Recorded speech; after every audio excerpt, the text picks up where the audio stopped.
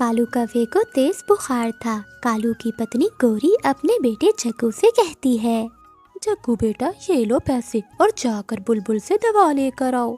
गोरी, इसे मत भेजो, खुद चली जाओ, मेरे पास और पैसे नहीं हैं। कालू जी, तुम इतना मत सोचा करो। जग्गू को पता है कि उसका पिता बीमार है, वो नहीं खाएगा पैसे। मम्मा, मैं यूं गया और यूं आया। जग्गू कौवा अपनी मम्मा से पैसे लेकर वहाँ से निकल जाता है। रास्ते में जग्गू को उसका आवारा दोस्त मिल जाता है। चलो जग्गू, दूसरे जंगल घूमने चलते हैं। क्या बताऊं दोस्त, मेरे पिताजी बहुत बीमार हैं। मैं तो उनकी दवा लेने जा रहा हूँ। कुछ नहीं होगा तुम्हारे पिता को, वो तो ठीक हो जाएंगे, मगर दूसरे जंगल में मेला 1 साल बाद आएगा। जग्गू कौवा अपने आवारा दोस्त के साथ सैर करने निकल जाता है। ये जग्गू कहाँ चला गया? अभी तक लौट कर नहीं आया। गोरी, मुझे अपने किए का पता था, जैसी करनी वैसी भरनी। मुझे मालूम था जग्गू मेरी तरह लौट कर नहीं आएगा। तुम्हारी तरह क्या मतलब कालू? गोरी, एक बार की बात है, जब मैं बहुत छोटा था, मेरी माँ बीमार थी। मेरी माँ ने मुझसे कहा, कालू बेटा, मेरे पेट में बहुत दर्द हो रहा है, जाओ अलमारी से पैसे लेकर दवा ले आओ। मैंने अलमारी से पैसे लिए और निकल गया, और मैंने उन पैसों से मिठाई लेकर खा ली। पेट भरने के बाद मुझे नींद आने लगी तो मैं सो गया, और जब मैं शाम को घर लौटा तो मेरी माँ मर चुकी थी। कालू, बहुत बुरा किया तुमने, अपने पंखों से ही अपनी माँ को मार दिया। हाँ गोरी, तभी तो मुझे उसकी सजा मिल रही है। मेरा जग्गू भी तो मेरे साथ ऐसा ही कर रहा है, इसीलिए तो मैंने तुम्हें कहा था कि जग्गू को ना भेजो। मेरे पास तो और पैसे भी नहीं हैं जो मैं आपकी दवा लेकर आऊं। फिर गोरी कवि अपने घर से निकलती है और चिड़िया के घर जाती है। गोरी कवि चिड़िया के घर के दरवाजे पर दस्तक देती है। तभी गुड़िया खिड़की से बोलती है, आंटी, मम्मा तो घर पर नहीं है, वो तो भोजन लेने गई है। अच्छा गुड़िया, कब तक लौटेगी तुम्हारी मम्मा? आंटी, आज वो इंसानों की बस्ती की ओर गई है, शाम को ही लौटेंगी। फिर गोरी कवि वहाँ से उड़ती है और चिड़िया के पीछे जाती है। बुलबुल बुलबुल, क्या तुमने चिड़िया को देखा है कहीं? हाँ, अभी चिड़िया किसान के मकई के खेत की तरफ जा रही थी। फिर गोरी कवि वहाँ से उड़ती है और चिड़िया के पास पहुँच जाती है। गोरी, क्या हुआ? तुम इतनी घबराई हुई क्यों हो? चिड़िया, तुम्हारे भाई कालू को बहुत तेज बुखार है। मैंने पैसे देकर जग्गू को भेजा था, मगर न जाने वो कहाँ चला गया, अभी तक लौट कर नहीं आया। गोरी बहन, तुम मेरे साथ मेरे घर आओ और मुझसे पैसे लेकर कालू की दवा ले आओ। चलो चलो जग्गू, घर चलें, तुमने अपने पापा की दवा भी लेने जाना है। मेरे दोस्त, तुमने बहुत अच्छा किया जो मुझे तुम यहाँ ले आए। जग्गू कौवा मजे कर रहा था, उधर जग्गू का बाबा कालू कौवा बुखार में तड़प रहा था। गोरी, ये लो पैसे और जाकर कालू भैया की दवा ले लो। चिड़िया, बहुत बहुत शुक्रिया तुम्हारा।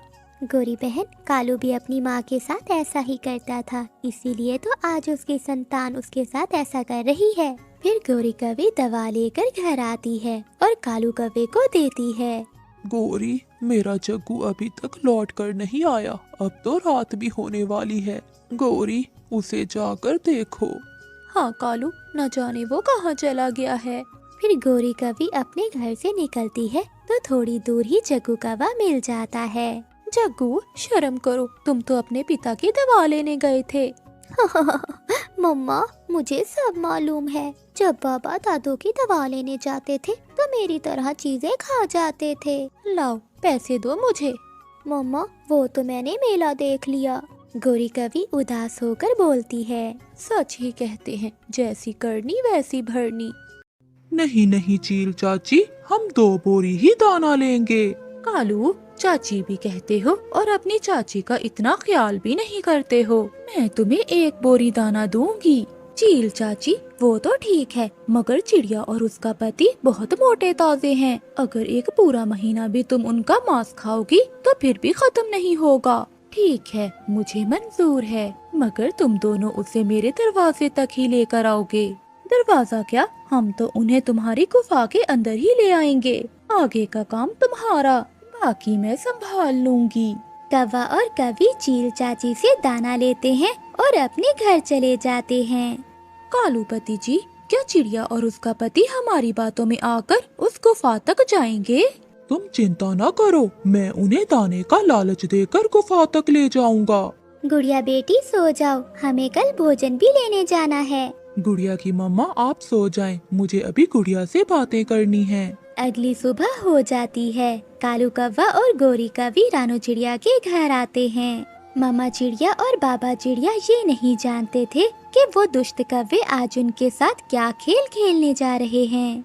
चिड़िया, पहाड़ों के पास पुरानी गुफा में एक खरबूजों की बेल है। उस बेल पर 4 खरबूजे लगे हुए हैं।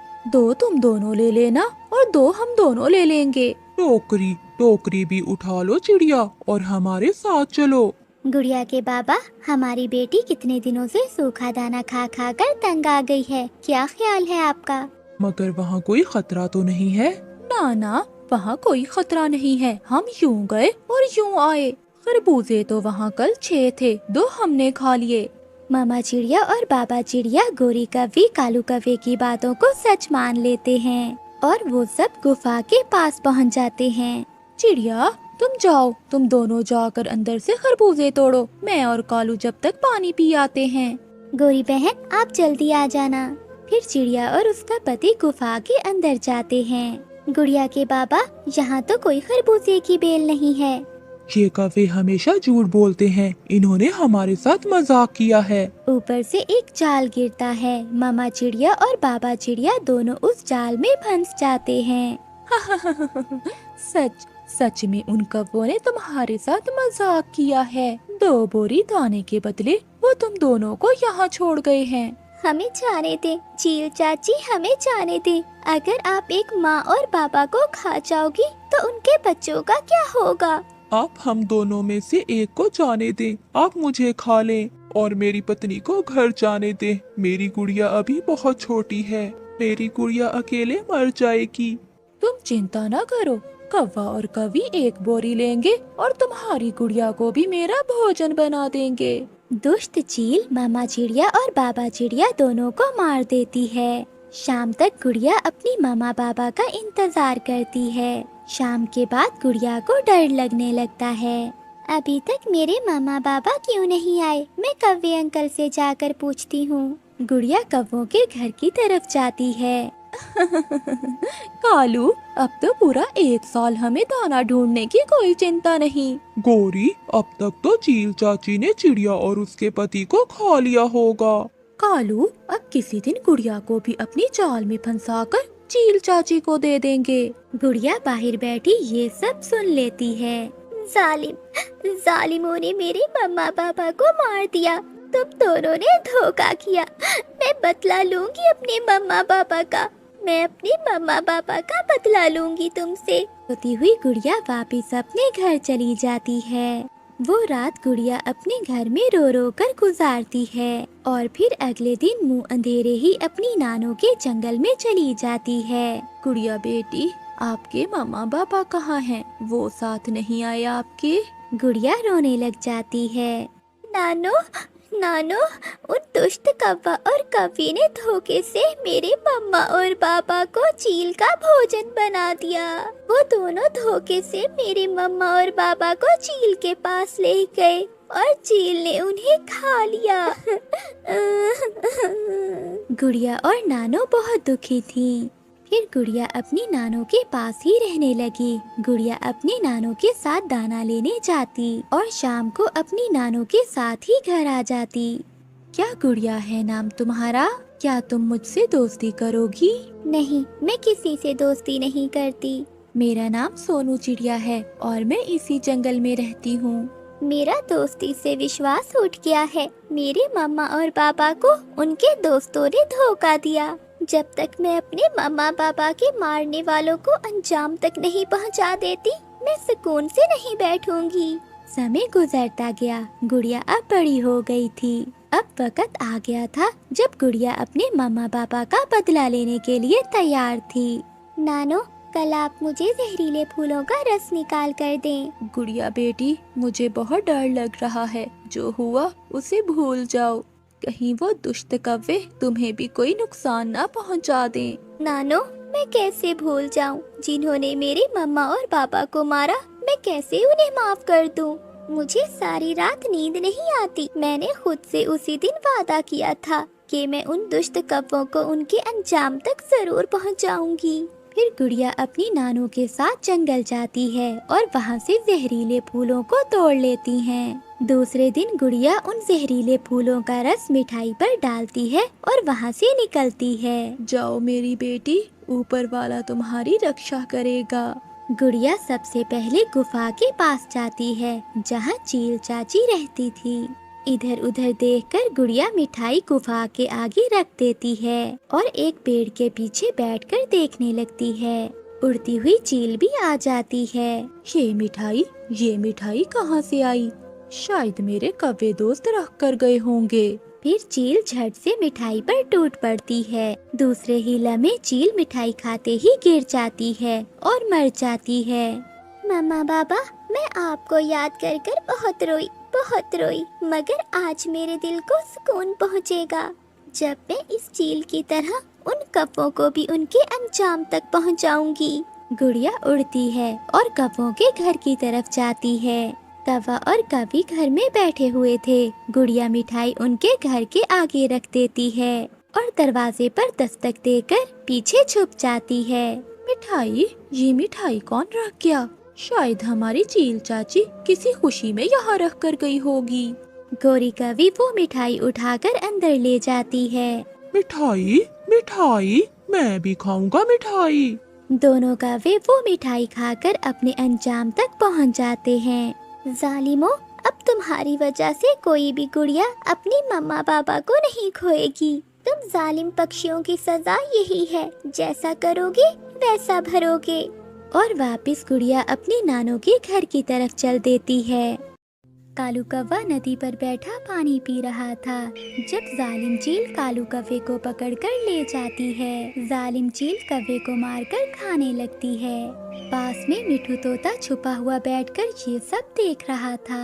वो कुछ नहीं कर सकता था क्योंकि जालिम चील बहुत ताकतवर थी। वो भागा भागा गोरी कव्वी के पास जाता है। जग्गू बेटा, अभी तक तुम्हारे पापा नहीं आए। इस समय तक तो तुम्हारे बाबा लौट आते हैं। मम्मा, आप चिंता न करें, बाबा आने वाले होंगे। सुबह पापा ने मुझसे वादा किया था कि वो मेरे लिए आज मीठे फल लेकर आएंगे। तभी मिठू तोता भी वहाँ आ जाता है। गोरी, तुम्हारे पति कालू को चील ने खा लिया है। क्या? मिठू, ये तुम क्या कह रहे हो? हाँ गोरी, मैंने अपनी आँखों से देखा है। बहुत बुरी है वो जालिम चील, मेरे कालू को खा गई। अब मैं अपने बेटे को कैसे पालूंगी? माँ, ऐसा नहीं हो सकता। मेरे बाबा ने मुझसे वादा किया था कि वो मेरे लिए फल लेकर आएंगे। जग्गू, तू मत रो, मैं तेरे पास हूँ ना, मैं ख्याल रखूंगी अपने बेटे का। फिर मिठू तोता भी वहाँ से चला जाता है। वो दोनों माँ बेटा गले लगकर रोने लग जाते हैं। मम्मा, क्या वो जालिम चील हमें भी खा जाएगी?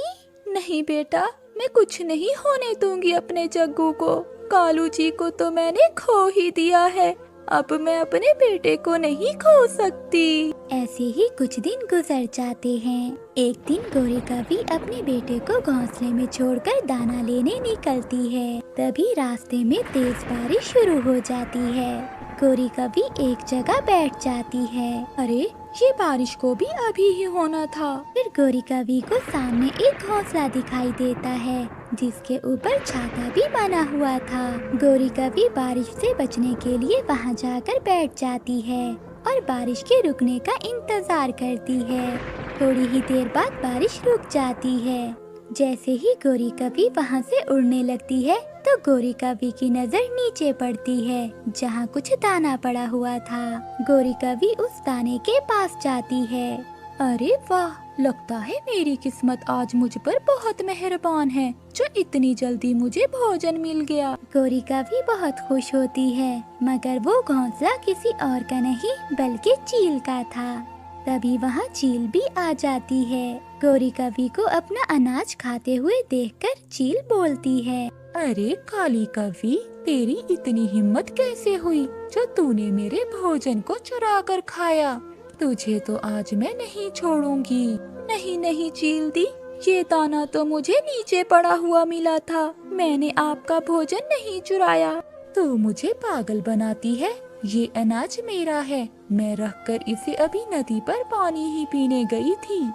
अच्छा चील दी, ये घोंसला आपका है। चील दी, मुझे मत मारना, मेरा एक छोटा सा बच्चा है। अगर आपने मुझे मार दिया तो मेरा बच्चा किसके सहारे जिएगा? प्लीज मुझ पर दया करो। तुम चिंता न करो, वैसे भी मौसम बहुत सुहाना है। तुम्हें खाने के बाद मैं तुम्हारे बच्चे को भी खा जाऊंगी। वहीं थोड़ी दूर बैठी हुई रानू चिड़िया और कबूतर ये सब देख रहे थे। कबूतर भैया जल्दी करें, हमें जग्गू को बचाना होगा। गोरी कवि खुद तो मर गई, मगर अपने बच्चे की जान खतरे में डाल गई। वो जालिम चील जग्गू को भी मार देगी। चिड़िया पागल मत बनो, हम जग्गू को बचाएंगे तो वो चील हमें भी खा जाएगी। वैसे भी गोरी ने आज तक हमें नुकसान ही पहुंचाया है। हमारे भोजन चोरी करके खाती रही है। कबूतर भैया आप इतने स्वार्थी कैसे हो सकते हैं? गोरी के पूरे कर्मों की सजा हम उसके बच्चे को तो नहीं दे सकते। कबूतर भैया अगर हम जग्गू को ऐसे ही मरने के लिए छोड़ देंगे तो गोरी और हम में क्या फर्क रह जाएगा? चलिए कबूतर भैया, हमारे पास समय थोड़ा है। फिर कबूतर भी रानू चिड़िया की बात मान लेता है और वो दोनों जग्गू के पास जाते हैं। चिड़िया आंटी, मेरी मम्मा अभी तक घर नहीं लौटी। मुझे अपनी मम्मा की बहुत याद आ रही है। जग्गू बेटा मत रो, आपकी मम्मा अब कभी लौट कर नहीं आएगी। आप चिंता न करो, आज से मैं आपकी मम्मा हूँ और मैं ही आपका ख्याल रखूंगी। कबूतर भैया ये जंगल अब हमारे लिए बहुत खतरनाक है। उस जालिम चील ने हम सबको देख लिया है।